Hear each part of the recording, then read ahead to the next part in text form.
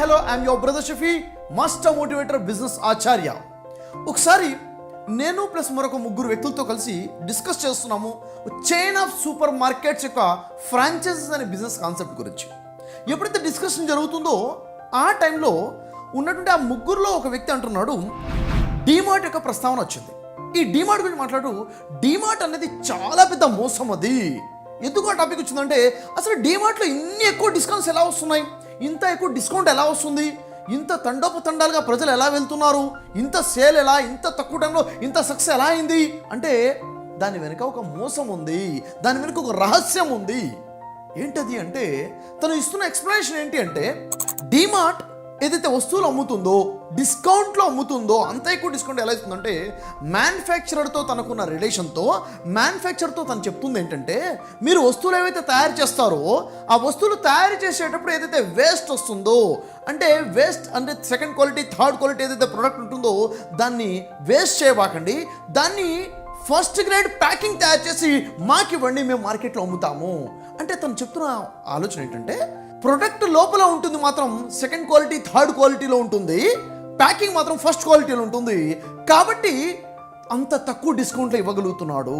అంటే ఇప్పుడు కొనే ప్రజలు ఏమని కొంటున్నారు, చాలా ఎక్కువ డిస్కౌంట్ ఉంది కదా, ఒకటి కొంటే ఒకటి ఫ్రీగా ఉంది కదా, ఎక్కడైతే రేట్లో రావట్లేదు కదా. నిజానికి చెప్పాలంటే రిటైల్ షాప్లో వాళ్ళకు కూడా అర్థం అవ్వట్లేదు, మాకే పడని రేటుకి ఇతను కస్టమర్కి ఎలా అమ్ముతున్నాడు విషయం ఈ రిటైల్ షాప్లో ఉన్న వాళ్ళకి అర్థం కావట్లేదు. వెనుకున్న రహస్యం ఏంటంటే, ఇది రహస్యము అని చెప్పేసి ఆ వ్యక్తి ఎక్స్ప్లెనేషన్ ఇస్తున్నాడు. అయితే మరి ఇక్కడ ఒకసారి ఆలోచించండి, ఒకవేళ ఇదే నిజమైతే ఇక్కడ ఎవరు నష్టపోతున్నారు? డిమార్ట్కి వెళ్ళి సరుకులు కొంటున్న వాళ్ళే కదా, చాలా తక్కువ రేట్లో మాకు సరుకులు వస్తున్నాయి, ప్రొడక్ట్స్ వస్తున్నాయని అనుకునే వాళ్ళే కదా చాలా ఎక్కువ నష్టపోతుంది. ఇంతకీ నేను మిమ్మల్ని అడుగుతున్న ప్రశ్న ఏంటంటే, మీరు ఎంతమంది డిమార్ట్కి వెళ్ళి సరుకులు కొంటున్నారు? ఒకసారి మీరు కామెంట్ బాక్స్లో కామెంట్ చేయండి, నాకు తెలుస్తుంది. అసలు మీ కామెంట్స్ నేను చదువుతాం. తర్వాత ఇప్పుడు మీకేమనిపిస్తుంది, అయ్యో ఇంత పెద్ద మోసం జరుగుతుందా అన్న ఫీల్లో మీరు ఉన్నారా? అసలు డిస్కౌంట్ ఎందుకు వస్తుందని మీరేమనుకున్నారు? ఒకసారి మీరు కామెంట్ చేయండి.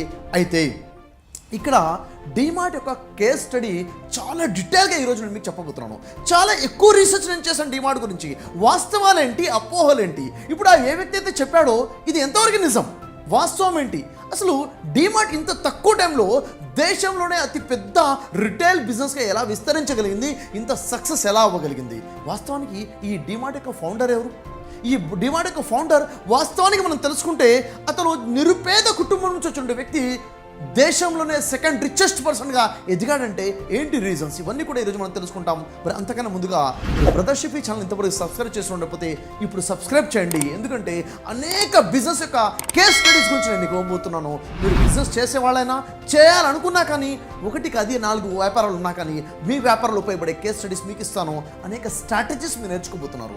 సో 600కు పైగా మోటివేషనల్ వీడియోస్ అయినా, బిజినెస్ కేస్ స్టడీస్ అయినా కావాలంటే సబ్స్క్రైబ్ చేయండి బ్రదర్ షఫీ యూట్యూబ్ ఛానల్. ఎందుకంటే బ్రదర్ షఫీ యూట్యూబ్ ఛానల్ని ఏదైతే చూస్తున్నారో 20% పీపుల్స్ మాత్రమే సబ్స్క్రైబ్ చేసిన వారు ఉన్నారు, 80% నాన్ సబ్స్క్రైబర్స్ ఉన్నారు. సబ్స్క్రైబ్ చేయకుండా వీడియో మీరు చూస్తున్నారంటే మీరు నష్టపోతారు. ఏంటంటే ప్రతి వీడియోకి నోటిఫికేషన్ మీ దగ్గరికి రాదు. అయితే ఇక రండి, డీమార్ట్ యొక్క సక్సెస్ స్టోరీ ఏంటి, డీమార్ట్ ఎంతగా సక్సెస్ ఎలా అయింది, అసలు దాని వెనుక ఉన్న రహస్యం ఏంటి. నిజంగా ఆ వ్యక్తి చెప్పినట్లుగా దీని వెనుక మోసం ఉందా? సెకండ్ క్వాలిటీ, థర్డ్ క్వాలిటీ ప్రోడక్టే అమ్ముతున్నారా? ప్రజలు ఒక డిస్కౌంట్ అనే ట్రాప్లోకి వచ్చేసి మోసపోతున్నారా?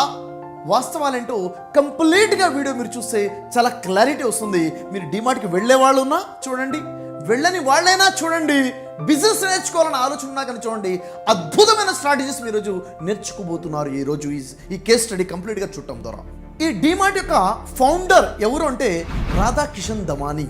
ఈ రాధాకిషన్ దమానీ ఒక మార్వాడి పేద కుటుంబంలో పుట్టి తన బిజినెస్లో ఎంతగా గురయ్యారంటే దేశంలోనే సెకండ్ రిచెస్ట్ పర్సన్గా తన స్థానాన్ని కూడా సంపాదించుకున్నారు. ఇప్పుడు 4th స్థానంలో తను రిచెస్ట్ పర్సన్గా ఉన్నారు. అంటే ఇంత రిచ్ పొజిషన్కి వెళ్ళడానికి గల కారణం ఏంటి, డీమార్ట్ ఎంత సక్సెస్ అవ్వడానికి ఉన్న ఆ రహస్యాలు ఏంటి, ఆ సీక్రెట్ ఆఫ్ సక్సెస్ ఏంటి, ఏ స్ట్రాటజీస్ వల్ల అంత సక్సెస్ అయింది, నిజంగా దీని వెనక ఏమైనా మోసం ఉందా, ఉంటే ఏముంది, లేకపోతే అసలు ఏ స్ట్రాటజీ ద్వారా బిజినెస్ సక్సెస్ అయింది అన్నది చాలా క్లారిటీగా చెప్పబోతున్నాను. దాదాపుగా 8 స్ట్రాటజీస్ ఈరోజు మీకు ఎక్స్ప్లెనేషన్ ఇస్తాను. 8 పాయింట్లు నేను మీకు చెప్తాను, ఒక్కొక్క పాయింట్ నోట్ చేసుకోండి. మీకు ఏదైనా స్ట్రాటజీ నచ్చింది అనిపిస్తే వెంటనే కామెంట్ చేయండి, నేను మీ కామెంట్ని చదువుతాను. ఏ స్ట్రాటజీ మీ బిజినెస్లో మీరు ఉపయోగించబోతున్నారో అది కూడా మీరు తెలియచేయండి. The founder, chairman and DMart Radhakishan Damani తన జీవితాన్ని చూస్తే చాలా సింపుల్ లైఫ్ లీడ్ చేసే వ్యక్తి. ఒకప్పుడు చాలా పేద కుటుంబం నుంచి, మార్వాడి కుటుంబం నుంచి వచ్చి తన యొక్క నాన్నగారు ఒక కంపెనీలో జాబ్ చేసే వ్యక్తి. ఆ స్థాయి నుంచి తన గ్రోత్ ఎలా జరిగింది ఏంటి చూస్తున్నాము. నిజంగా రాధాకృష్ణ దమాని చూస్తున్నట్టయితే వెరీ సింప్లీ లైఫ్ లీడ్ చేసిన వ్యక్తి. ఎప్పుడు కూడా వైట్ డ్రెస్ మాత్రమే మెయింటైన్ చేస్తారు. అతన్ని మిస్టర్ వైట్ అని కూడా చాలామంది పిలుస్తుంటారు. అతను ఎక్కడ సోషల్ గ్యాదరింగ్లో కనబడాడు. మీరు చూసినా కానీ యూట్యూబ్లో ఏ ఒక్క ఇంటర్వ్యూ కూడా మీరు చూడలేరు రాధాకృష్ణ దమాని యొక్క ఇంటర్వ్యూ. ఎందుకంటే మీడియా ముందుకు రావడం తనకి ఇష్టం లేదు. చాలా సింపుల్గా లో ప్రొఫైల్లోనే వ్యాపారం చేయాలన్నది తన యొక్క ఆలోచన. అయితే తన బిజినెస్ స్ట్రాటజీస్లో మొదటి స్ట్రాటజీ ఏంటంటే ఫండమెంటల్స్ చాలా స్ట్రాంగ్గా కలిగి ఉండడము. అంటే దీని యొక్క ఫౌండర్ అంటే రాధాకృష్ణ దమాని బిజినెస్లో తన యొక్క ఫౌండేషన్ చాలా స్ట్రాంగ్గా ఉండడము. అసలు రండి జర్నీ ఎలా స్టార్ట్ అయిందో చూద్దాం. ముందుగా ఈ రాధాకృష్ణ దమాని ఏం చేసేవారంటే స్టాక్ మార్కెట్లో ఒక బ్రోకర్గా ఉండేవారు. అంటే ఒక బ్రోకర్గా ఉండి స్టాక్ మార్కెట్లో ప్రజలకు ఇన్వెస్ట్ చేసేటువంటి దాంట్లో సహాయం చేసేవారు. అప్పుడు కొద్ది డబ్బు సంపాదించుకునేవాడు. ఆ డబ్బు ఇంటి ఖర్చులు సరిపోయాయి. కానీ ఉన్నత స్థాయిలో డబ్బు సంపాదించాలంటే ఈ బ్రోకరిజం వల్ల అవ్వదు అన్న విషయం క్లారిటీ తనకు వచ్చిన ఆలోచన ఏంటంటే ఎప్పటి వరకు నేను స్వయంగా డబ్బులు ఇన్వెస్ట్ చేయను అప్పటి వరకు నేను ఉన్నత స్థాయిలో డబ్బులు సంపాదించలేను అన్న క్లారిటీ వచ్చిన తర్వాత తను సంపాదిస్తున్న కొంచెం డబ్బులోంచి కొంచెం సేవ్ చేసి ఇన్వెస్ట్ చేయడం మొదలుపెట్టాడు స్టాక్ మార్కెట్లో. ఇది మొట్టమొదటిగా తను చేసినటువంటి స్టెప్. అయితే తను ఎప్పుడైనా ఏదైనా కంపెనీలో ఒక్క షేర్ కొనాలన్నా కానీ ఆ కంపెనీని ఎంతగా స్టడీ చేసేవారంటే ఆ కంపెనీలో ఉన్న 100% షేర్స్ కొంటే ఎంత ఆలోచించాలి అంతగా ఆలోచించేవాడు ఒక్క షేర్ కొనాలన్నా కానీ. ఎందుకంటే అసలు కంపెనీ ఏంటి, తన ప్రొఫైల్ ఏంటి, దాని హిస్టరీ ఎలా ఉంది, ఇయర్ టు ఇయర్ గ్రోత్ ఎలా ఉంది, క్వార్టర్లీ గ్రోత్ ఎలా ఉంది, దాని యొక్క PE రేషియో ఎలా ఉంది, కంప్లీట్గా స్టడీ చేసి ఆ కంపెనీ యొక్క హిస్టరీ ఏంటి, ఆ కంపెనీ అంటే ఒక కంపెనీ గురించి చాలా పెద్ద బ్రాండింగ్ ఉంది సరిపోదు ఇన్వెస్ట్ చేయడానికి. ఒక కంపెనీకి చాలా పెద్ద బ్రాండ్ అంబాసిడర్ ఉన్నాడు, ఆ బ్రాండ్ అంబాసిడర్ చూసి అని ఇన్వెస్ట్ చేయడం సరిపోదు. కానీ దానికి లోతుపాతులు చూడాలి, దాని అకౌంటెన్సీ ఎలా ఉంది, దాని గ్రోత్ ఎలా ఉంది, ఇదంతా చూసి దాని మీద ఇన్వెస్ట్ చేయడం మొదలుపెట్టారు. నిజంగా చెప్పాలంటే రాధాకృష్ణ దమాని యొక్క ఇన్వెస్ట్మెంట్లో ఎంత ఇంటలెక్చువల్ పర్సన్ అంటే ఇన్వెస్ట్మెంట్ ఎంత పర్ఫెక్ట్గా చేస్తానంటే తను చేసిన ఏ ఇన్వెస్ట్మెంట్ కూడా లాస్ అవ్వలేదు. ప్రతి ఇన్వెస్ట్మెంట్ కూడా రిటర్న్స్ చాలా ఉన్నతంగా వచ్చాయి. వారెన్ బఫెట్ గురించి మీరు వినుంటారు. ఇండియన్ వారెన్ బఫెట్ అని రాధాకృష్ణ దమానిని పిలుస్తారు. అంటే అంత ఉన్నతమైన పేరు తను సంపాదించాలంటే ఎంత ఇంటలెక్చువల్ ఇన్వెస్టర్ అన్నది ఇక్కడ మీకు క్లారిటీ వస్తుంది. ఈ స్టాక్స్ మీద ఇన్వెస్ట్ చేయడం ద్వారానే తను సెల్ఫ్ మేడ్ బిలియనీర్గా ఎదిగాడు. సెల్ఫ్ మేడ్ బిలియనీర్ పొజిషన్కి వచ్చారంటే నిజంగా ఒక ఇండియాలోనే సెకండ్ రిచెస్ట్ పర్సన్ స్థాయికి వచ్చారంటే ఇన్వెస్ట్మెంట్స్ ద్వారానే, ఈ స్టాక్ మార్కెట్ ద్వారానే అంత గొప్ప రిచెస్ట్ పర్సన్గా తను ఎదగలిగారు. షేర్స్ యొక్క ఇన్వెస్ట్మెంట్లో ఏ స్థాయిలో ఉండేవారంటే 1991లో HDFC బ్యాంక్ స్వయంగా ప్రకటిస్తుంది the biggest individual shareholder ఎవరైనా ఉన్నారంటే రాధాకృష్ణ దమాని అని చెప్పేసి ప్రకటిస్తుంది. ఈ స్థాయిలో వారు షేర్స్ మీద ఇన్వెస్ట్ చేయడంలోనే తను సెల్ఫ్ మేడ్ బిలియనర్గా ఎదిగారు. అయితే ఇక్కడ రండి డిమార్ట్ స్టోరీ ఎలా స్టార్ట్ అయిపోయింది, అసలు డిమార్ట్ ఎలా లాంచ్ అయింది అంటే స్టార్టింగ్లో 1999లో అప్నా బజార్ అనే ఏదైతే సూపర్ మార్కెట్ ఉందో దానికి ఒక ఫ్రాంచైజ్ తీసుకున్నారు ఈ రాధాకృష్ణ దమాని. దానికి ఒక ఫ్రాంచైజ్ తీసుకున్న తర్వాత అప్నా బజార్ యొక్క బిజినెస్ మోడల్ని స్టడీ చేస్తే తనకు అర్థం అవ్వలేదు. ఏంటి బిజినెస్ మోడల్ ఇలా ఉంది, ఇలాంటి బిజినెస్ మోడల్ డిజైన్ చేశారండి, ఎందుకు ఇలా ఆలోచన వచ్చింది. అప్పటికే తను స్టాక్ మార్కెట్లో ఇన్వెస్టర్గా ఉన్నప్పుడు అసలు బిజినెస్ కంపెనీని ఎలా స్టడీ చేయాలి, బిజినెస్ కంపెనీ గ్రోత్ ఎలా ఉంటుంది, ఏ బిజినెస్ మోడల్ వర్కౌట్ అవుతుంది, ఏ బిజినెస్ మోడల్ వర్కౌట్ అవుతుందో చాలా స్టాండర్డ్స్ తనకు వచ్చేస్తాయి. అంటే ఫండమెంటల్ తను స్ట్రాంగ్ అర్థమైపోయింది. నిజంగా చెప్పాలంటే తను ఇంత గొప్ప సక్సెస్ఫుల్గా డిమార్ట్ సక్సెస్ చేయగలిగారంటే తన బ్యాక్గ్రౌండ్ ఏంటంటే తన యొక్క ఫౌండేషన్ స్ట్రాంగ్గా ఉండడమే. షేర్ మార్కెట్లో బెస్ట్ ఇన్వెస్టర్ కాబట్టి ఆ ఫౌండేషన్ వచ్చింది. అయితే ఆ నాలెడ్జ్తో తను చూస్తే ఈ అప్నా బజార్ యొక్క ఫ్రాంచైజ్ కాన్సెప్ట్ తనకు నచ్చలేదు. ఆ బిజినెస్ మోడల్ తనకు అర్థం అవ్వలేదు. ఇది సక్సెస్ అయ్యేది కాదు, ఇది ఫెయిల్ అవుతుంది అనిపించింది. తను తీసుకున్న ఫ్రాంచైజీని తీసి పక్కన పడేశారు. ఆ తర్వాత రాధాకృష్ణ దమాని ఇండియా నుంచి US ట్రావెల్ చేసి వెళ్ళారు. అక్కడ ఉన్నటువంటి వాల్మార్ట్ సూపర్ మార్కెట్స్ ఏవైతే ఉన్నాయో చాలా బిగ్గెస్ట్ ఫేమస్ చైన్ వాల్మార్ట్ని స్టడీ చేశారు. అసలు దీని బిజినెస్ మోడల్ ఎలా ఉంది, ఎందుకు ఇంతగా సక్సెస్ అయింది. వాల్మార్ట్ని కంప్లీట్గా స్టడీ చేసిన తర్వాత వరల్డ్ ఫేమస్ రిటైల్ కంపెనీ అది. స్టడీ చేసిన తర్వాత తనకి ఆ బిజినెస్ మోడల్ అర్థమైపోయింది. తనకు ఆలోచన వచ్చింది ఎంత చక్కగా బిజినెస్ మోడల్ ఉంది, ఎస్ ఈ స్ట్రాటజీ ప్రకారంగా మనం ఇండియాలో లాంచ్ చేయొచ్చు అన్న ఆలోచనతో వారు ఏం చేశారంటే ఇండియాకి ట్రావెల్ చేసి వచ్చారు. 2002లో తను డిజైన్ చేశారు ఒక బిజినెస్ మోడల్ని. డీమార్ట్ని ఫస్ట్ ఒక స్టోర్ని లాంచ్ చేశారు బాంబే బేస్ చేసుకుని. 2002లో ఫస్ట్ డీమార్ట్ స్టార్ట్ అయింది. ఒక ఇన్వెస్టర్గా ఒక షేర్ హోల్డర్స్ కంపెనీలో ఎలా ఇన్వెస్ట్ చేయాలో ఆ నాలెడ్జ్ మొత్తం కూడా డీమార్ట్ యొక్క సక్సెస్కి ఉపయోగపడిందని చెప్పాలి. ఉదాహరణ చూడండి, 2002 నుంచి 2010 వరకు అంటే ఈ 8 సంవత్సరాలలో తను ఓపెన్ చేసిన స్టోర్స్ ఏంటంటే 1, 2, 3, 4, 5, 25 స్టోర్స్ ఓపెన్ చేశారు. అంటే మొదటి ఈ 8 ఇయర్స్ తను ఓపెన్ చేసింది 1 నుంచి 25 స్టోర్స్. ఆ తర్వాత 2010 నుంచి 2023 ఇప్పటివరకు చూసుకున్నట్లయితే మోర్ దెన్ 300 స్టోర్స్ ఓపెన్ చేశారు. ఈరోజు పొజిషన్ ఏంటంటే 300 కన్నా ఎక్కువ స్టోర్స్ ఇండియా వ్యాప్తంగా అనేక రాష్ట్రాల్లో తను డీమార్ట్స్ ఓపెన్ చేస్తున్నారు. 10,713 మంది పర్మనెంట్ ఎంప్లాయీస్ తన దగ్గర ఉన్నారు. 58,597 మంది కాంట్రాక్ట్ బేస్డ్ ఎంప్లాయీస్ తన దగ్గర ఉన్నారు. ఇంత సక్సెస్ఫుల్గా ఎలా లాంచ్ చేయారంటే తన స్ట్రాటజీస్లో మొదటి స్ట్రాటజీ తన ఫౌండేషన్ చాలా స్ట్రాంగ్గా ఉండడము, ఫండమెంటల్స్ చాలా స్ట్రాంగ్గా ఉండడము, బిజినెస్ మీద చాలా గ్రిప్ ఉండడము. ఈరోజు మార్కెట్లో ఏ వ్యక్తి అయినా బిజినెస్లో ఫెయిల్ అయిపోతున్నాడంటే కారణం ఏంటో తెలుసా? ఫండమెంటల్స్ లేకపోవడమే, స్ట్రాటజీస్ తెలియకపోవడమే, బిజినెస్ అంటే ఏంటో క్లారిటీ లేక ఒకేసారి జంప్ చేసి ఫెయిల్ అయిపోతున్నారు. అలాంటి వాళ్ళకి నేను చెప్తున్నాను, business is a science. Business అనేది ఒక సైన్స్. అంటే స్ట్రాటజీస్తో కూడినటువంటి వ్యాపారమే సక్సెస్ అవుతుంది. ఇక్కడ డీమార్ట్ యొక్క సక్సెస్ ఏంటి అంటే ఫస్ట్ స్ట్రాటజీ ఏంటి? ఫండమెంటల్ స్ట్రాంగ్గా ఉండడము. ఈ ఫండమెంటల్ స్ట్రాంగ్గా లేకపోతే సక్సెస్ అయ్యేదే కాదు అన్న విషయం మొదటి విషయం తెలుస్తుంది. సక్సెస్ జర్నీ స్టార్ట్ అయింది షేర్ హోల్డర్గా షేర్స్ని ఇన్వెస్ట్ చేయడం, షేర్స్ని కొనడం దగ్గర నుంచి ఇక్కడ సక్సెస్ జర్నీ స్టార్ట్ అయింది. Second strategy product purchasing strategy. అసలు తనకు కావాల్సినటువంటి ప్రొడక్ట్స్ ఎక్కడి నుంచి ఎలా ప్రొక్యూర్ చేయాలి, ఎలా పర్చేస్ చేయాలి, ఇది చాలా గొప్ప స్ట్రాటజీ ఇక్కడ తను ఉపయోగించడం జరిగింది. చూడండి, ఒక ఇన్వెస్టర్గా తనకు తెలుసు ఒక ఇన్వెస్టర్ యొక్క మైండ్ సెట్ ఎలా ఉంటుంది అన్నది. ఒక మ్యానుఫ్యాక్చరింగ్ కంపెనీ కానీ ఎవరైనా కానీ కొన్ని ప్రొడక్ట్స్ ఎవరికైనా స్టోర్కి ఇస్తున్నారంటే అక్కడ వాళ్ళు రిటర్న్స్ ఏం కోరుకుంటున్నారన్నది మనకు తెలుసు. ఎప్పుడైతే తను స్టార్ట్ చేయాలనుకున్నాడో, ఫస్ట్ స్టోర్ లాంచ్ చేయాలనుకున్నాడో, తనకు కావాల్సిన ప్రొడక్ట్స్ ఏంటి, దాని మ్యానుఫ్యాక్చరర్స్ ఎవరు, వాడి డీలర్స్ ఎవరు, దాని హోల్సేలర్స్ ఎవరు, ఎక్కడి నుంచి సప్లై అవుతుంది, వాళ్ళని కలిసిన తర్వాత వాళ్ళతో అయిన డిస్కషన్లో ఫస్ట్ పాయింట్ చూడండి, నాకు ఇంత ప్రోడక్ట్ కావాలి, ఇలా కావాలి, ఇలా ఒక స్టోర్ ఓపెన్ చేయబోతున్నాను. స్టార్టింగ్లో ఉన్నది సింగిల్ స్టోర్ మాత్రమే, ఒకే ఒక స్టోర్ మాత్రమే. అప్పుడు ఎప్పుడైతే మాట్లాడారో, ఎస్ తప్పకుండా ఈ స్టోర్స్ ఈ విధంగా ప్రొడక్ట్స్ ఈ విధంగా, మీరు ఎంత టైం ఇస్తారు క్యాష్ కోసము, క్యాష్ పేమెంట్ కోసం ప్రొడక్ట్ ఇచ్చిన తర్వాత ఎంత సమయం ఇస్తారంటే 30 days టైం ఇస్తాను అని చెప్పడం జరిగింది. 30 days టైం ఇస్తానని చెప్పినప్పుడు ఇతరేమన్నారంటే ఎంత ప్రైస్కి ఇస్తారు. ఫర్ ఎగ్జాంపుల్ 100 రూపాయల ప్రోడక్ట్ 90 రూపీస్కి ఇస్తానని చెప్పారనుకోండి. 90 రూపీస్కి మీకు ఇస్తున్నాము, సరే అయితే నేను మీకు 7 daysలోనే క్యాష్ పే చేస్తాను.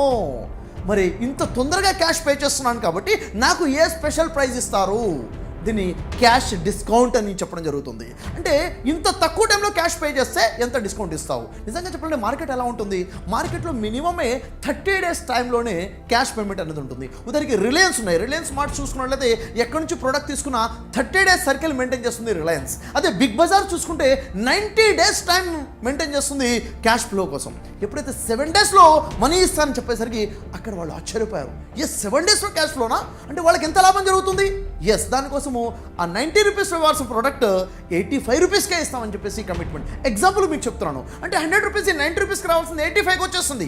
ఎప్పుడైతే తనకి ప్రోడక్ట్ తక్కువ రేట్లో వచ్చిందో మార్కెట్లో ఆ లాభాన్ని తను ఉంచుకోవడం కాకుండా ఆ మార్జిన్ కస్టమర్కి ఇచ్చే ప్రయత్నం చేయడం జరిగింది. ఎప్పుడైతే ఆ మార్జిన్ కస్టమర్కి ఇవ్వడం మొదలుపెట్టారో, అంటే బయట 90 రూపీస్కి కొన్న వ్యక్తి 92కో 93కి అమ్ముతాడు కదా, మరి ఇతనికి వచ్చిందే 85 రూపీస్కి, ఇతను అంతకన్నా తక్కువ రేటుకి అమ్మడం మొదలుపెట్టినప్పుడు డిస్కౌంట్ అనే కాన్సెప్ట్ బయటకు వచ్చింది. అంటే లాభం ఎవరికి ఇవ్వాలి? కస్టమర్కి లాభాన్ని ఇవ్వాలి అన్నది మొదటి స్టెప్. గమనించండి ఎన్ని స్టెప్స్లో స్ట్రాటజీ ఉందో చూడండి. మరి ఎప్పుడైతే రేట్ తక్కువ వస్తుందో కస్టమర్ మైండ్ సెట్ ఏంటి? Lower middle class, poor and middle class mind set ఎలా ఉంటుందంటే ఒక్కొక్క రూపాయి చూస్తారు. ఎంఆర్పి రేట్ ఎంత ఉంది? 23 రూపాయలు. మనకెంత వస్తుంది? 21 రూపాయి. 2 రూపాయలు లాభం జరిగింది, 1 రూపాయి లాభం జరిగింది. ఇక్కడైతే 22 రూపాయలు, అక్కడైతే 21 రూపాయి. ప్రతి దాని గురించి ఎక్కడ చూసినా ఎంఆర్పి రేట్కి వస్తాయి కదా. అది 1 రూపాయి తగ్గిందంటే ఓవరాల్గా ఇన్ని ప్రొడక్ట్స్ మీద 100 రూపాయలు తగ్గాయంటే 100 రూపాయలు అంటే ఇది వర్డ్ ఆఫ్ మౌత్ ద్వారా ఇతను వాళ్ళకి చెప్పడం, వాళ్ళు వీళ్ళకి చెప్పడం, అక్కడ రేటు తగ్గుతుంది, ఎంఆర్పీ కన్నా తక్కువ ఉంది, ఇక్కడ కన్నా అక్కడ రేటు తక్కువ ఉంది. ఈ అడ్వర్టైజ్మెంట్ ద్వారా ఫ్లో పెరిగింది. ఎప్పుడైతే ఫ్లో పెరిగిందో అక్కడ సేల్స్ పెరిగాయి. ఎప్పుడైతే సేల్స్ పెరిగాయో క్యాష్ ఫ్లో పెరిగింది. క్యాష్ ఫ్లో పెరిగిందో అక్కడికి క్యాష్తో పాటు నాకు ప్రోడక్ట్ ఎక్కువ కావాలి, నేను ఇంత ప్రోడక్ట్ తీసుకున్నాను కదా, ఇప్పుడు నాకు ప్రోడక్ట్ ఇది కాదు కావాల్సి, నాకు ఇంత ప్రోడక్ట్ కావాలి అని చెప్పేసి బల్క్ పర్చేసింగ్కి వెళ్ళారు. బల్క్ పర్చేసింగ్ వెళ్ళినప్పుడు విత్ క్యాష్తో పాటు క్యాష్ డిస్కౌంట్ ఎలాగ ఉంది, బల్క్ పర్చేసింగ్ కోసం మళ్ళీ నాకేమి ఇస్తావు, ఇది సెకండ్ స్ట్రాటజీ. నేను చూడండి, ఒక 10 కేజీలు కొంటే రేట్ ఎంత ఉంటుంది, 1000 కేజీలు కొంటే రేట్ ఎలా ఉంటుంది, ఒక రేట్ అయితే ఉంటుంది కదా. బల్క్ పర్చేసింగ్ మీద హై వాల్యూ పర్చేసింగ్ డిస్కౌంట్ తీసుకోవడం జరిగింది. అంటే ఫర్ ఎగ్జాంపుల్ ఇక్కడ చూసినట్టు 100 రూపాయలది 90 రూపాయలకి రావాల్సింది 85గా వచ్చింది క్యాష్ డిస్కౌంట్ ద్వారా. బల్క్ పర్చేసింగ్ ద్వారా 80 రూపీస్గా వచ్చింది. ఈ లాభం ఎవరి కోసము? స్టోర్ ఓనర్ కోసం కాదు, మళ్ళీ కస్టమర్ కోసమే. అంటే బయట ఎక్కడా కూడా దొరకనటువంటి ప్రైస్కి ఇతనిచ్చే అవకాశం వచ్చేసింది. కాబట్టి క్యాష్ డిస్కౌంట్ అయినా కస్టమర్ కోసమే, బల్క్ పర్చేసింగ్ డిస్కౌంట్ అయినా కస్టమర్ కోసమే. ఏమైపోయింది, డిస్కౌంట్ పెరిగిపోయింది. అది కూడా కనబడే డిస్కౌంట్ ఉంది, చెప్పుకోదగ్గ డిస్కౌంట్ ఉంది. ఇది కొంటే ఇది ఫ్రీ, 2 కొంటే 1 ఫ్రీ అన్న కాన్సెప్ట్ వచ్చేసింది. అరే ఎక్కడా లేదు, వీళ్ళు ఎలా వస్తున్నారు? ఇంకా మౌత్ వైడ్ రిజల్ట్ పెరిగిపోయింది, కస్టమర్స్ ఫ్లో పెరిగిపోయింది, వచ్చింది తక్కువగా వస్తుందని చెప్పేసి ఇంకా ఎక్కువ కొంట మొదలు పెట్టేశారు.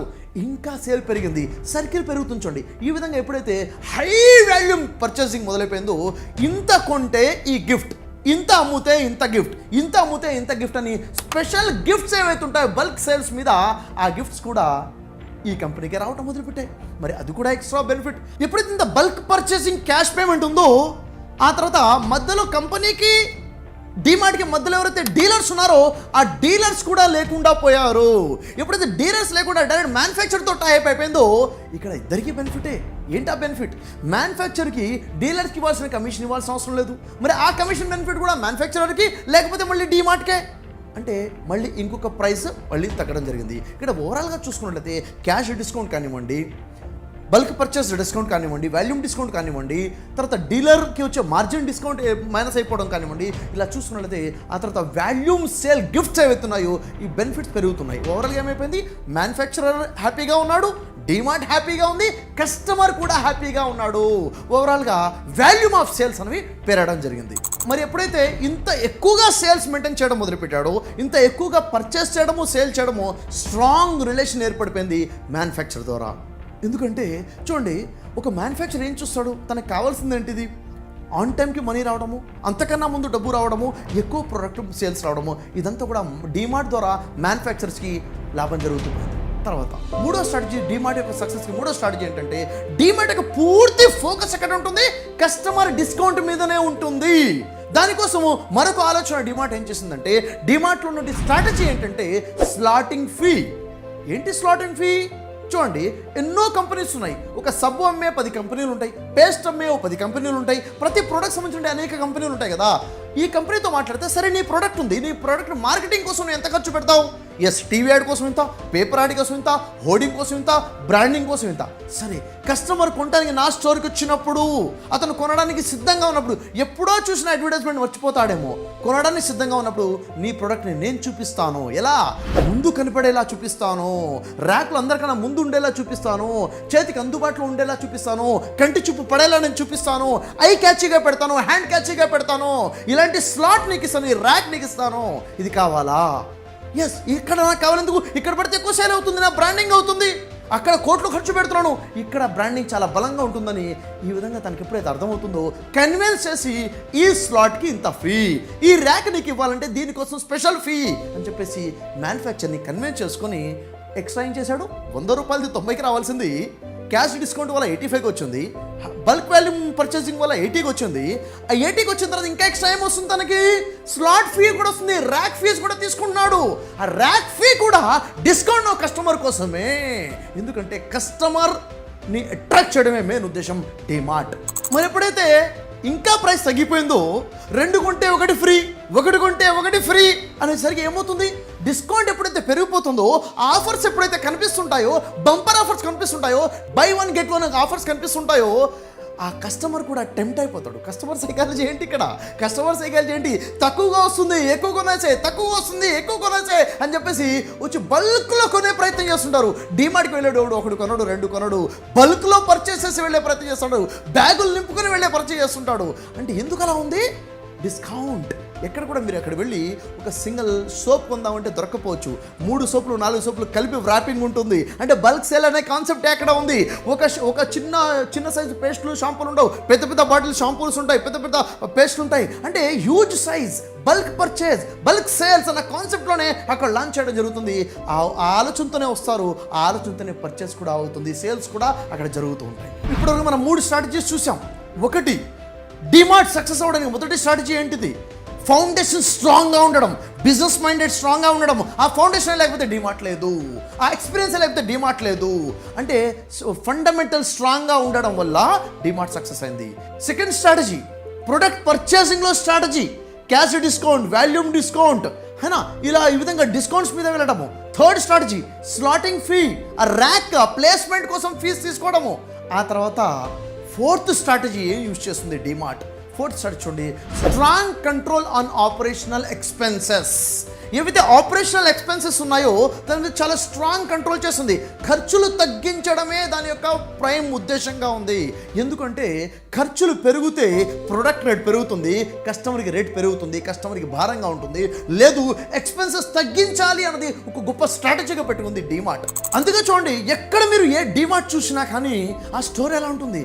వెరీ సింపుల్ ఇంటీరియర్ ఉంటుంది, లగ్జరస్ ఇంటీరియర్ కాదు, అట్రాక్టివ్ ఇంటీరియర్ కాదు, చాలా సింపుల్ ఇంటీరియర్స్ మెయింటైన్ చేస్తారు. మీరు ఎప్పుడు కూడా ఎక్కడ కూడా డిమార్ట్ని పెద్ద పెద్ద మాల్స్లో డిమార్ట్ ఉన్నట్టుగా ఫలానా మాల్ సెకండ్ ఫ్లోర్లో డిమార్ట్ ఉంది అలా ఎక్కడ మీరు చూడరు. దాని ఇండివిజువల్గా చాలా సింపుల్ ఇంటీరియర్స్ మాత్రమే మెయింటైన్ చేస్తారు. అక్కడ మోడ్రన్ సిస్టమ్స్ కనపడవు, అక్కడ సోఫా సెట్స్ కనపడవు, అక్కడ చైర్స్ కనపడవు, అక్కడ స్పెషల్ టేబుల్స్ కానివ్వండి, స్పెషల్ చైర్స్ కానివ్వండి, అలాంటిది ఏది ఉండదు. చాలా సింపుల్గా ఉంటుంది. ఒక్క మాటలో చెప్పాలంటే మీరు చూసుంటారు, సోమవారం బజార్ అని, బుధవారం బజార్ అని, శుక్రవారం బజార్ అని, ఆదివారం బజార్ అని చెప్పేసి. అంటే Sunday market, Monday market, Tuesday market అని, సండే మార్కెట్స్ ఏంటంటే మార్కెట్స్ ఉన్నాయో, బజార్లు ఉన్నాయో దాన్ని కొంచెం అప్గ్రేడెడ్ అని చెప్పాలి. ఇక్కడ హ్యూజ్ క్రౌడ్ గ్యాదర్ అయ్యేటటువంటి కొంచెం అప్గ్రేడెడ్ బజార్ ఇది. అంతకు మించి డిమార్ట్ ఏమీ కాదు, అంత సింపుల్గా మెయింటైన్ చేస్తుంది. ఎందుకని? రేటు పెరగకూడదు, మెయింటెనెన్స్ పెరగకూడదు, ఎక్స్పెన్సెస్ పెరగకూడదు, వస్తువు మీద భారం పెరగకూడదు, రేటు పెరగకూడదు అని చెప్పేసి. అందుకే డిమార్ట్ చేసేది ఏంటి తెలుసా? తక్కువ ప్లేస్లో ఎక్కువ ప్రొడక్ట్స్ పెట్టే ప్రయత్నం చేస్తుంటుంది, తక్కువ ప్లేస్లో ఎక్కువ ప్రొడక్ట్స్ పెడుతుంది. ఎందుకని? ఒకే ప్లేస్లో ఎక్కువ ప్రొడక్ట్స్ పెడితే ఇంకొంచెం ప్లేస్ మిగులుతుంది, ఆ మిగిలిన ప్లేస్లో ఇంకొన్ని ప్రొడక్ట్స్ పెట్టచ్చు. అంటే డిమార్ట్ కాన్సెప్ట్ ఏంటంటే ఒక రోజుకి ఎంత అమ్మాము అని ఆలోచన ఉండదు, ఒక స్క్వేర్ ఫీట్కి ఎంత అమ్ముతున్నాను, పర్ స్క్వేర్ ఫీట్కి నా సేల్స్ ఎంత, అంటే నా టోటల్ స్టోర్ స్క్వేర్ ఫీట్స్ ఎంత ఉంది, ఇంత స్క్వేర్ ఫీట్కి, ఒక స్క్వేర్ ఫీట్కి నాకు ఎంత ఉంది, ఒక్కొక్క స్క్వేర్ ఫీట్ కూడా కౌంట్ చేసి క్యాలిక్యులేట్ చేసేటువంటి మైండ్ సెట్ అక్కడ ఉంది. ఎందుకు అంటే ఎక్స్పెన్సెస్ ఎక్కువ అవ్వకూడదు, ప్రతి స్క్వేర్ ఫీట్ కూడా యూజ్ అవ్వాలి అన్నది డిమార్ట్ యొక్క మైండ్ సెట్ ఉంటుంది. డిమార్ట్లో బిల్లింగ్ కౌంటర్స్ చూస్తే లిమిటెడ్ బిల్లింగ్ కౌంటర్స్ ఉంటాయి, చాలా ఎక్కువగా బిల్లింగ్ కౌంటర్స్ ఉండవు, ఒక 2-3 అంతే కౌంటర్స్ ఉంటాయి. తక్కువ కౌంటర్స్ ఉంటే మరి హ్యూజ్ క్రౌడ్ కదా, పర్లేదు, లైన్లో నిలబడతారు, క్యూలో నిలబడతారు. ఎందుకని? Middle class mind set. Rate తగ్గుతుంది, డిస్కౌంట్ వస్తుంది, నో ప్రాబ్లం, అర్ధ గంట నిలబడదాం, గంట నిలబడదాం, చాలా టైం ఉంది. అసలు వీళ్ళ కస్టమర్స్ ఎవరు? డబ్బు తక్కువగా ఉండి టైం ఎక్కువగా ఉన్నవాళ్ళు.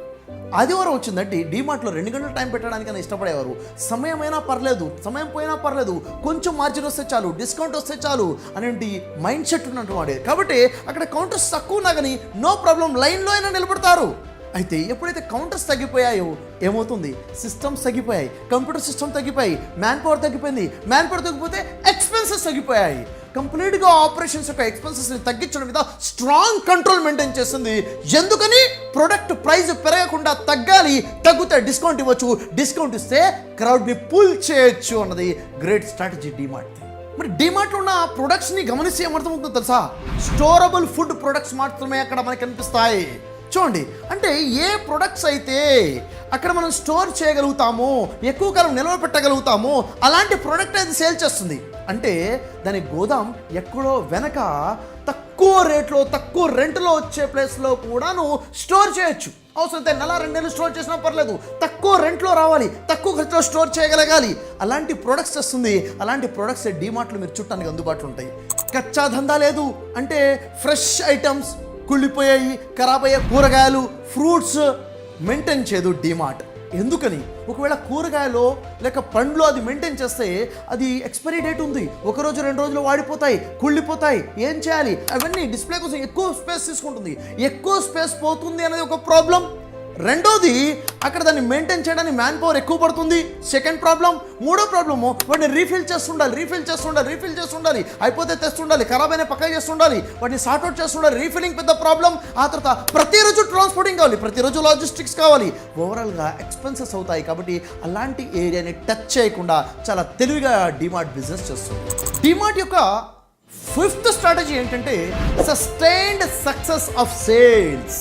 ఏవైతే సేల్స్ ఉన్నాయో ఎప్పుడు కూడా సస్టైన్ అయి ఉంటుంది గ్రాఫ్, సేల్స్ గ్రాఫ్ సస్టైన్ అయి ఉంటుంది. ఫర్ ఎగ్జాంపుల్ చూడండి, మీరు బిగ్ బజార్ని ఎగ్జాంపుల్గా తీసుకుంటే బిగ్ బజార్లో ధమాకా ఆఫర్స్ ఉంటాయి. జనవరి 1st offer, new year offer, Diwali offer, Sankranti offer, Ashadam offer అని కనిపిస్తుంది.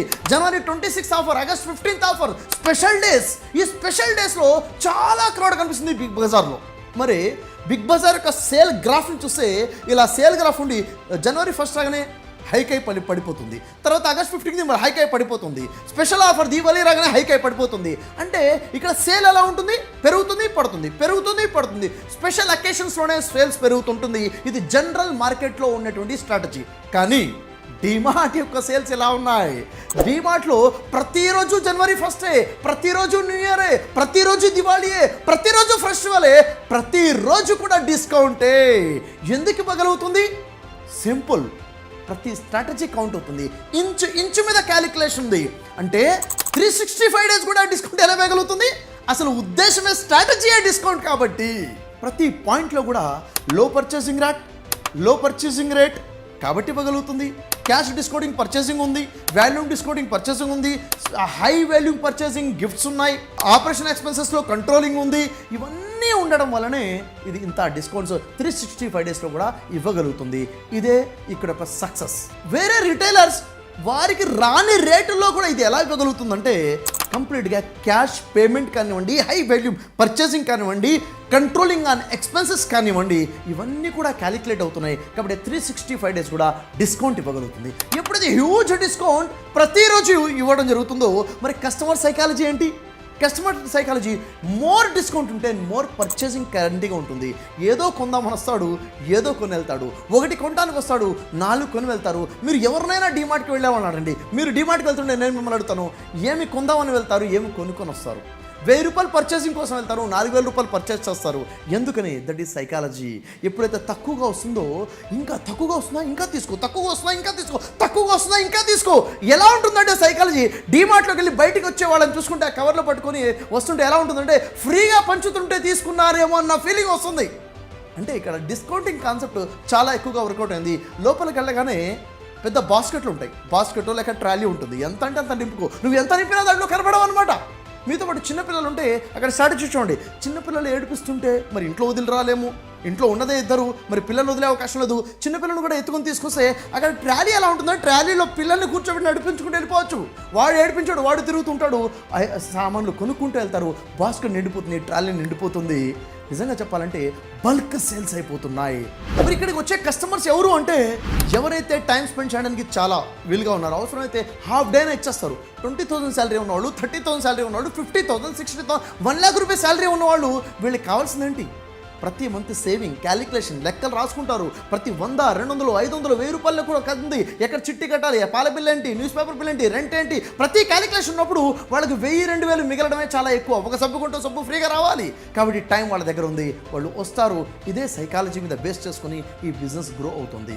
డిమార్ట్ యొక్క స్ట్రాటజీస్లో మరొక స్ట్రాటజీ, 6th స్ట్రాటజీ ఏంటంటే లోకల్ ఇన్వెంటరీ. లోకల్ ఇన్వెంటరీ ఏంటంటే ప్రతి ప్రాంతానికి ఒక స్పెషలైజేషన్ ఉంటుంది, ప్రతి రాష్ట్రానికి ఒక స్పెషలైజేషన్ ఉంటుంది. ఒక రాష్ట్రంలో ప్రోడక్ట్ చాలా ఎక్కువగా ఇష్టపడే వాళ్ళు ఉంటారు, ఒక రాష్ట్రంలో ప్రోడక్ట్ ఎక్కువగా సేల్ అవుతుంది. ఈ ప్రాంతంలో వాడే వస్తూ ఆ ప్రాంతంలో వాడకపోవచ్చు. కానీ డిమార్ట్ ఎప్పుడైనా ఒక ప్రాంతానికి వెళ్తుందంటే ముందు అక్కడ R&D చేస్తుంది, రీసెర్చ్ అండ్ డెవలప్మెంట్ చేస్తుంది. అసలు ఇక్కడ ఎక్కువగా వాడే స్పెషల్ వస్తువు ఏమైనా ఉందా, ఈ లోకల్ ప్రొడక్ట్స్ ఏమైనా ఉన్నాయా, ఈ లోకల్లో ఫేమస్ ప్రొడక్ట్స్ ఏమైనా ఉన్నాయా, ఫాస్ట్ మూవింగ్ లోకల్ ప్రొడక్ట్స్ ఏమైనా ఉన్నాయా ఐడెంటిఫై చేస్తుంది. ఎంత చిన్న కంపెనీ అయినా కానీ అది తయారు చేసే ప్రొడక్ట్స్ ఆ లోకల్ ఏరియాలో ఫేమస్ ఉంటే దాంతో టైప్ అయిపోతుంది, ఆ వస్తువులు అందుబాటులో పెడుతుంది. దీంట్లో 2 లాభాలు.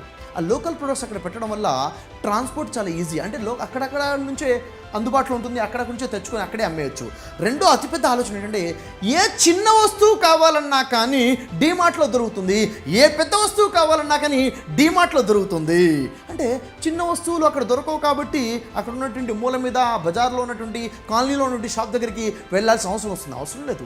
ఏ వస్తువు కావాలని ఇక్కడ దొరుకుతుంది. చిన్న వస్తువు అయినా ఇక్కడే, పెద్ద వస్తువునా వస్తాయి, ఏ వెరైటీ అయినా ఇక్కడే దొరుకుతుంది అన్న సింగిల్ స్టాప్ షాపింగ్ అన్న కాన్సెప్ట్ కోసం లోకల్ ఇన్వెంటరీ వీళ్ళ రీసెర్చ్ అండ్ డెవలప్మెంట్తో వచ్చింది అద్భుతమైన ఒక రిజల్ట్ అని చెప్పాలి. దీనివల్ల కూడా కస్టమర్ సస్టైన్ అవుతున్నాడు, కస్టమర్ డ్రాగ్ అవి ఇక్కడికే వస్తున్నాడు. ఏడో స్ట్రాటజీ చూసినట్లయితే ఎప్పుడైతే లాక్డౌన్ వచ్చిందో ఈ కామర్స్ ఆన్లైన్ షాపింగ్ అనేది మొదలైపోయింది. ఎప్పుడైతే ఆన్లైన్ షాపింగ్ వచ్చిందో, ఆన్లైన్ మార్కెట్ వచ్చేసిందో చాలా కంపెనీలు లాస్ అయిపోయాయి, చాలా స్టోర్స్ క్లోజ్ అయిపోయాయి. కానీ డీమార్ట్ మాత్రం చెక్కు చెదరలేదు. ఎందుకంటే దాని యొక్క కాన్సెప్టే ఆఫ్లైన్లో పర్చేజ్ చేసేటువంటి మిడిల్ క్లాస్ కస్టమర్స్ టార్గెటెడ్గా పెట్టుకోవడము. చూడండి ఇక్కడ ఆలోచన ఏంటంటే ఎక్కడ ఆన్లైన్లోకి ఎవరు వెళ్తున్నారు, ఎవరు వెళ్ళరు? మిడిల్ క్లాస్ ఆన్లైన్కి ఎక్కువ అలవాటు పడలేదు, లోయర్ మిడిల్ క్లాస్ ఆన్లైన్కి ఇంకా ఎక్కువ అలవాటు పడలేదు. అవునా, ఎవరైతే ఉన్నారో వీళ్ళ క్లాస్ కస్టమర్స్ వీళ్ళేంటి స్వయంగా వచ్చి చూసి కంపేర్ చేసుకుని ఇదెంత అదెంత. ఇంకా మీకు చెప్పాలంటే ఒక సబ్బు రేట్ ఎంత ఉంది, ఇంకో సబ్బు రేట్ ఎంత ఉంది, ఇది ఎన్ని గ్రాములు, అది ఎన్ని గ్రాములు కూడా క్యాలిక్యులేట్ చేసి చూసేవాళ్ళు ఉన్నారు. అంటే 75 గ్రాములకి ఎంత అయితే 100 గ్రాములకి అంత రేట్ అయితే ఎన్ని గ్రాములు ఎక్కువ ఉంది, పెద్ద సోపా చిన్న సబ్బా అని చెప్పి చూసుకునేవాళ్ళు ఉన్నారు. కాబట్టి ఈ మైండ్ సెట్ని స్ట్రాంగ్గా క్యాచ్ చేయడం వల్లనే ఎన్ని స్టోర్స్ ఎన్ని కంపెనీస్ క్లోజ్ అయినా కానీ డీమార్ట్ మాత్రము ఆన్లైన్ వల్ల కొంచెం కూడా చెక్కు చెదరలేదు. డీమార్ట్ ఆన్లైన్లోకి రావాల్సిన అవసరం లేకుండానే తన మార్కెట్ని సస్టైన్ చేసుకోగలిగింది because of the mind set of middle class people. దాన్ని క్యాచ్ చేసిన స్ట్రాటజీ దాన్ని డీమార్ట్ని నిలబెట్టిందని చెప్పాలి. ఆన్లైన్లో ఎన్ని డిస్కౌంట్స్ ఉన్నా అన్ని డిస్కౌంట్స్ని మించిన డిస్కౌంట్ ఇది ఇవ్వగలుగుతుంది. డిస్కౌంట్ ఈజ్ ద మంత్ర అని చెప్పొచ్చు ఇక్కడ. తర్వాత 8th స్ట్రాటజీ మీతో మాట్లాడేటప్పుడు ఈ 8th strategy mind blowing strategy. ఇది వింటే వాహ్ ఇంత గొప్ప స్ట్రాటజీయా. ఈ స్ట్రాటజీ తెలియక చాలామంది తప్పు చేస్తుంటారు. బిజినెస్లో ఫెయిల్ అయ్యే వాళ్ళకి ఈ స్ట్రాటజీ తెలియకనే ఫెయిల్ అవుతుంటారు. ఈ స్ట్రాటజీ అంటూ తెలుసుకునే ముందు మరొకసారి గుర్తు చేస్తున్నాను, బ్రదర్ షఫీ యూట్యూబ్ ఛానల్ మీరు సబ్స్క్రైబ్ చేయండి. కేస్ స్టడీస్ మిస్ అవ్వకండి. బ్రదర్ షఫీ యూట్యూబ్ ఛానల్లో more than 600 case studies and motivation videos ఉన్నాయి. మీ లైఫ్ కోసం నిలబడింది, మీ వ్యాపారం నిలబెట్టుకోవడం కోసం మీకు చాలా బలంగా ఉపయోగపడుతున్నాయి. ఇక్కడండి డీమార్ట్ యొక్క స్ట్రాటజీస్లో 8th strategy mind blowing strategy. ఆలోచిస్తే పాయింట్ టు పాయింట్ మనం డిస్కస్ చేద్దాం. ఏంటది? Organic expansion. ఎలా విస్తరించింది డీమార్ట్? ఒక స్ట్రాటజికల్గా విస్తరించింది. చూడండి, రాధాకిషన్ దమాని ఎవరైతే ఫౌండర్ ఉన్నారో వారు రిటైల్ మార్కెటింగ్ చేస్తున్నారు, సరుకులు అమ్ముకుంటున్నారు మాత్రమే అనుకుంటే కాదు. డీమార్ట్ ద్వారా యాక్చువల్గా రాధాకిషన్ దమాని ఇచ్చేస్తుంది రియల్ ఎస్టేట్ బిజినెస్ అని చెప్తాను. అది ఎలా? చూడండి, పాయింట్ టు పాయింట్ వింటే మీకే అర్థమవుతుంది. ఈ వ్యాపారం చేసేటప్పుడు రాధాకిషన్ దమాని తొందరపడకుండా స్టెప్ బై స్టెప్ చేసుకుంటూ వచ్చారు. ఫస్ట్ సప్లై చైన్ మీద హోల్డ్ వచ్చే విధంగా చూసుకున్నారు. రెండోది ప్రాఫిటబిలిటీ మీద గ్రిప్ వచ్చేలా చేసుకున్నారు. అంటే ఏంటి? ప్రోడక్ట్ ఎక్కడ తీసుకోవాలి, ఎక్కడి నుంచి తీసుకోవాలి, ఎంత స్ట్రాంగ్ రిలేషన్ మ్యానుఫ్యాక్చర్తో ఉండాలి. సప్లై చైన్ మీద గ్రిప్ రావడం అంటే ఏంటి? మ్యానుఫ్యాక్చర్కి తనకి మధ్య ఏ మిడిల్ మ్యాన్ లేకుండా, అంటే ఏ సప్లయర్ లేడు, ఏ డీలర్ లేకుండా direct contact, strong relation build చేయడం మీద ఫోకస్ చేస్తారు. తొందరపడలేదు. ఎక్స్పాన్షన్ మీద, ప్రాఫిటబిలిటీ మీద, అంటే ఎంత మార్జిన్, ఎంత డిస్కౌంట్ ఇవ్వచ్చు, ఎంత ప్రాఫిట్స్ ఉన్నాయి, ఒక క్లారిటీ తెచ్చుకున్నారు. ఎందుకంటే చాలామంది బిజినెస్ ఎలా చేస్తారంటే ఏదో చేసుకుంటూ వెళ్ళిపోతున్నారు, వాళ్ళు మునుగుతున్నారో తేలుతున్నారో వాళ్ళ క్లారిటీ ఉండదు. చివరికి మునిగిపోయిన తర్వాత అర్థమవుతుంది. అంటే మన ప్రయాణం ఎడు జరుగుతుందో క్లారిటీ ఉండాలి, క్యాలిక్యులేషన్ చాలా క్లారిటీ ఉండాలి. అందుకే ఫౌండేషన్ అనేది అకౌంట్స్ మీద గ్రిప్ అనేది ఉండాలి. అకౌంట్స్ మీద గ్రిప్ లేనివాడు సక్సెస్ అవ్వలేడు బిజినెస్లో. అకౌంట్స్ మీద గ్రిప్ ఉన్నవాడే బిజినెస్లో సక్సెస్ అవుతాడు. దీని నుంచి క్లారిటీ రావాలంటే నేను చేసినట్టు ఒక కేస్ స్టడీ. మార్వాడీస్ బిజినెస్లో ఎందుకు సక్సెస్ అయ్యారు, ఎందుకని మార్వాడీస్ భారతదేశంలో ఇంత కమాండ్లో ఉన్నారు, ప్రపంచానికి భారతదేశాన్ని ఇంత గొప్ప స్థాయిలో పరిచయం చేసినటువంటి ప్రతి కంపెనీ దాదాపుగా ఫౌండర్ మార్వాడీసే ఎందుకు అన్న వీడియో మీరు తప్పకుండా చూడండి. దాని ద్వారా మీకు ఇంకా చాలా క్లారిటీ వస్తుంది, ఇంకా చాలా గొప్ప స్ట్రాటజీస్ మీరు తెలుసుకునే అవకాశం ఉంటుంది. డీమార్ట్ యొక్క సక్సెస్ రేట్ ఏ స్థాయిలో ఉంది అంటే ఇప్పటివరకు ఒక్క డీమార్ట్ స్టోర్ కూడా లాస్లోకి వెళ్ళలేదు. ఇప్పటివరకు ఒక్క డీమార్ట్ స్టోర్ కూడా క్లోజ్ అవ్వలేదు. ఇప్పటివరకు ఒక్క డీమార్ట్ స్టోర్లో కూడా స్టాక్ అవుట్ ఆఫ్ స్టాక్ అవ్వలేదు, స్టాక్ లేకుండా పోలేదు. ఇంత పర్ఫెక్ట్గా ఉన్నటువంటి 300 పై చిలుకున్న ప్రతి స్టోర్ కూడా సక్సెస్ ఎలా అయిందంటే స్ట్రాటజీసే అని చెప్పాలి. అంటే స్టోర్ వెళ్ళక ముందు చేసే R&D, దాని ముందు ఉన్నటువంటి ప్రాఫిటబిలిటీ ఉన్నటువంటి గ్రిప్ ఎలా వచ్చింది. ఉదాహరణ చూడండి, అసలు డీమార్ట్ యొక్క సక్సెస్ స్టోరీలో, డీమార్ట్ యొక్క బిజినెస్లో మహా పెద్ద రహస్యం ఏంటంటే 80% డిమార్ట్ స్టోర్స్ అన్నీ కూడా ఓన్ స్టోర్సే, అంటే రెంటెడ్ కాదు. 80% స్టోర్స్ ఓన్ స్టోర్స్ అంటే ఏంటి? ఇక్కడ ఏం చేస్తున్నారు? రియల్ ఎస్టేట్ యొక్క పెద్ద వ్యాపారం జరుగుతుంది డిమార్ట్ పేరు మీద. అంటే చేసేదండి చూడండి, ఎక్కడైనా ఒక టౌన్కి వెళ్తే ఆ టౌన్లో డిమార్ట్ ఓపెన్ చేయాలన్నా, వచ్చే సిటీలో డిమార్ట్ ఓపెన్ చేయాలన్నా సిటీ సెంటర్లో ఉండదు. ఎక్కడ ఉంటుంది? అవుట్స్కట్స్లో ఉంటుంది. అవుట్స్కట్స్లో తీసుకునే ఉద్దేశం ఏంటంటే చాలా జాగ్రత్తగా ఉండండి. మొదటి విషయము, అక్కడ ప్రైస్ తక్కువ ఉంటుంది. ల్యాండ్ ప్రైస్ తక్కువగా ఉన్నటువంటి ఏరియా చూస్తారు. ప్రజలకి కొంచెం దూరం ప్రయాణం అయినా పర్లేదు, కానీ అక్కడ పర్చేస్ చేసే ప్రయత్నం చేస్తారు రేట్ తక్కువగా ఉన్నప్పుడు. ఎప్పుడైతే డిమార్ట్ అక్కడ ల్యాండ్ పర్చేస్ చేస్తుందో, డిమార్ట్ స్టోర్ వస్తుందో, ఆటోమేటిక్గా దాని చుట్టుపక్కల ప్రాంతం మొత్తం కూడా రేట్ హైక్ అవుతుంది. చుట్టుపక్కల రేట్ హైక్ అయిందంటే డిమార్ట్కి ఉన్న ప్రాపర్టీ కూడా హైక్ అయినట్టే కదా. అంటే ప్రాపర్టీ ఒక సంవత్సరంలోనే డబల్ త్రిబుల్ అయ్యే అవకాశం ఉంటుంది. అంటే ఒకటి ల్యాండ్ వాల్యూ, ప్రాపర్టీ వాల్యూ పెరుగుతుంది. ఇది మొదటి స్ట్రాటజీ. రెండో స్ట్రాటజీ ఏంటిది? మరి స్టోర్ దూరంగా ఉంటే ఎవరు వస్తారు సార్? ఖచ్చితంగా వస్తారు. ఒక వస్తువు కావాలంటే పక్కన కొనుక్కుంటారు. ఇక్కడ రావాలంటే బల్క్ కొనాలన్న మైండ్ సెట్తోనే వస్తారు. బల్క్ కొనే మైండ్ సెట్తో వస్తారు కాబట్టి బల్కే కొంటారు. డిస్కౌంట్ ఉన్నవాడు లైన్లో నిలబడతాడు, లాంగ్ జర్నీ అయినా చేస్తాడు. ఇదే మైండ్ సెట్ స్టడీ చేస్తుంది డిమార్ట్ యొక్క ఫౌండర్ రాధాకిషన్ దమాని. ఆ మైండ్ సెట్ని క్యాచ్ చేశాడు కాబట్టి, ఆ పల్స్ అర్థమైంది కాబట్టి బిజినెస్లో సక్సెస్ అయ్యారని చెప్పొచ్చు. అయితే మరి ఎప్పుడైతే తన ఓన్ స్టోర్ని పర్చేస్ చేయడం జరిగిందో, అది లోన్ బేస్ మీద కాదు, క్యాష్ బేస్ మీద పర్చేస్ చేయడం జరిగిందో, ప్రతి నెల ఇంట్రెస్ట్ కట్టేది లేదు భారం, రెంట్ కట్టే భారం లేదు, లో ఎక్స్పెన్సెస్ అనే కాన్సెప్ట్లో ఉందాం కాబట్టి ఎక్స్పెన్సెస్ కూడా తగ్గిపోయాయి. అంటే ఓవరాల్గా తన మీద భారం లేనప్పుడు కస్టమర్ మీద కూడా భారం పడకుండా డిస్కౌంట్ అనే ఆఫర్ చాలా అద్భుతంగా కంటిన్యూస్గా నడపడంలో సక్సెస్ అయ్యారు. అయితే డిమార్ట్ ఎలా విస్తరించింది చూస్తే, మొదటి 8 సంవత్సరాలలో 25 స్టోర్లు ఓపెన్ అవుతే, రెండవ 8 సంవత్సరాల్లో 175 స్టోర్లు ఓపెన్ అయ్యాయి. ఇంత డ్రాస్టిక్ చేంజ్ ఎలా? ఇక్కడ 25 స్టోర్లు, ఇక్కడ 175 స్టోర్లు. ఇది 8 సంవత్సరాలు, ఇది 8 సంవత్సరాలు. ఏం జరిగింది చూడండి. మీకు ఒక ఎగ్జాంపుల్ చెప్తాం.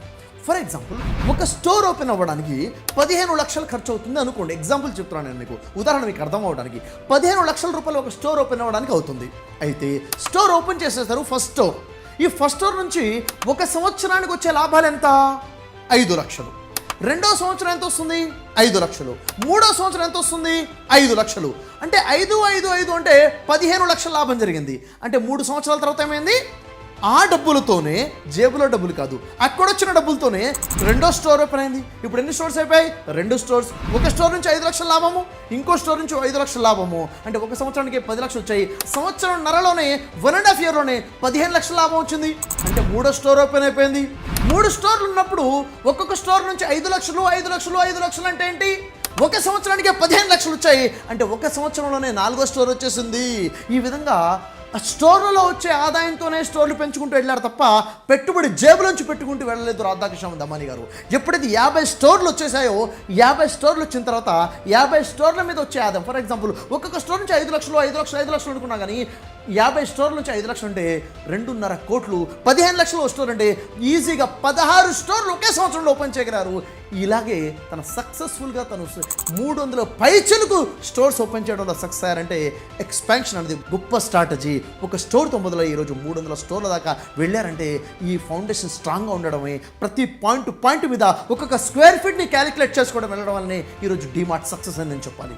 వినడానికి చాలా సింపుల్గా ఉన్న స్ట్రాటజీసే, కానీ అమలులో పెట్టడం చాలా ఇంటలెక్చువాలిటీ కావాలి. ఈ స్ట్రాటజీస్ వల్ల వచ్చిన లాభాలు ఏంటంటే 2009లో 600 కోట్ల సేల్స్ ఉన్నటువంటి డిమార్ట్ 2017కి వచ్చేసరికి 12,000 కోట్ల సేల్స్ వచ్చేసింది. ఇంత 600 ఎక్కడ, 12,000 ఎక్కడ, ఇంత ఎక్కువ చేంజ్ తీసుకొచ్చేసింది అంటే దాని యొక్క స్ట్రాటజీస్ చాలా బలంగా ఉపయోగపడ్డాయి. కాబట్టి ఇక్కడ మనకు తెలిసిన విషయం ఏంటంటే, ఏదైతే మన వీడియో స్టార్టింగ్లో మనం మాట్లాడుకున్నామో, నేను మాట్లాడుతున్న 3 వ్యక్తులు ఒక వ్యక్తి చెప్పాడు ఇంత డిస్కౌంట్స్ ఎలా వస్తున్నాయి అంటే, అక్కడ సెకండ్ క్వాలిటీ, థర్డ్ క్వాలిటీలో ఉన్నటువంటి ప్రొడక్ట్స్ని ప్యాకింగ్ చాలా బాగా చేయించి అమ్ముతున్నారు. అంటే అది సెకండ్ క్వాలిటీ ప్రొడక్ట్స్, అవి మోసం చేస్తున్నారు, ఘరానా మోసం అని ఏదైతే చెప్పాడో అది వాస్తవం కాదు. అది కేవలము ఒక అవగాహన రాహిత్యం వల్ల మాట్లాడే మాటలు. డిమార్ట్ని ఎవరైనా కానీ ఎలా గుర్తుపడతారు? చాలా బెస్ట్ స్టోర్ అని గుర్తుపట్టరు, డిస్కౌంట్ స్టోర్ అని గుర్తుపడతారు. దాని స్ట్రాటజీ అది. కాబట్టి ఆ విధంగా వచ్చింది. ఏ క్వాలిటీ అయితే మార్కెట్లో దొరుకుతుందో అదే క్వాలిటీ ప్రొడక్ట్స్ డిమార్ట్ అమ్ముతుంది. మొదటి విషయం. రెండో విషయం సార్, సైకలాజికల్గా ట్రాప్ చేస్తున్నారు, ప్రజలు ట్రాప్ అయిపోతున్నారు. వాస్తవమే, ట్రాప్ అవుతున్నారు. 100 రూపాయల వస్తువు మీకు 70 రూపాయలకు వస్తుంది, ఒకటి కొంటే ఒకటి ఫ్రీ వస్తుంది, 2 కొంటే ఒకటి ఫ్రీగా వస్తున్నాయంటే బల్క్లో కొంటున్నాం కదా. ఒకటి కొనాలని వెళ్ళేవాడు 4 కొంటున్నాడు కదా. 1000 రూపాయలు ఖర్చు పెట్టాలంటే 5000 ఖర్చు అవుతున్నాయి కదా. మరి ఇది ట్రాపా కదంటే వాస్తవమే అది. మరి దీనికి సొల్యూషన్ ఏంటి? దానికి సింపుల్ సొల్యూషన్ చెప్పాలంటే మీకు కంట్రోలింగ్ పవర్ ఉండాలి, మీకు క్లారిటీ ఉండాలి. క్లారిటీ మిస్ అయ్యారా, కన్ఫ్యూజ్ అయిపోతారు. కన్ఫ్యూజ్ అయిపోయి 1+4 కొంటారు. క్లారిటీతో వెళ్ళండి. మీరు ఏం కొనాలో లిస్ట్ రాసుకోండి. లిస్ట్ రాసుకుని వెళ్ళండి. నాకు ఈ వస్తువు కావాలి, ఇంత క్వాంటిటీలో కావాలి. లిస్ట్ రాసుకుని వెళ్ళండి. అక్కడ వెళ్ళిన తర్వాత టిక్ కొట్టుకొని ఎక్సెస్గా ఏది కొనొద్దని చెప్పు ఆ ఆలోచనతో వెళ్ళండి. అంతే కొనుక్కొని రండి ఫస్ట్.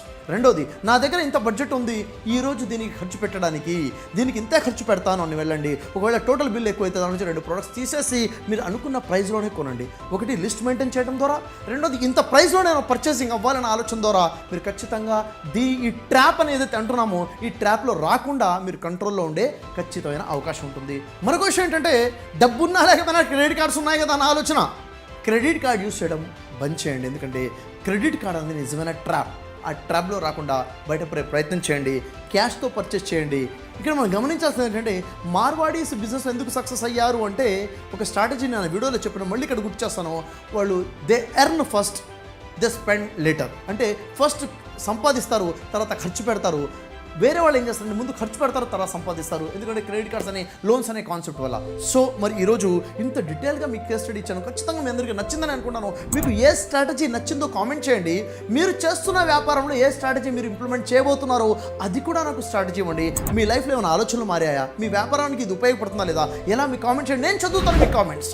సబ్స్క్రైబ్ చేయండి. మళ్ళీ కలుద్దాము ఇలాంటి అద్భుతమైన వీడియోస్ ద్వారా. మీ ఫ్రెండ్స్కి షేర్ చేయండి, మీకు తెలిసిన వాళ్ళకి షేర్ చేయండి.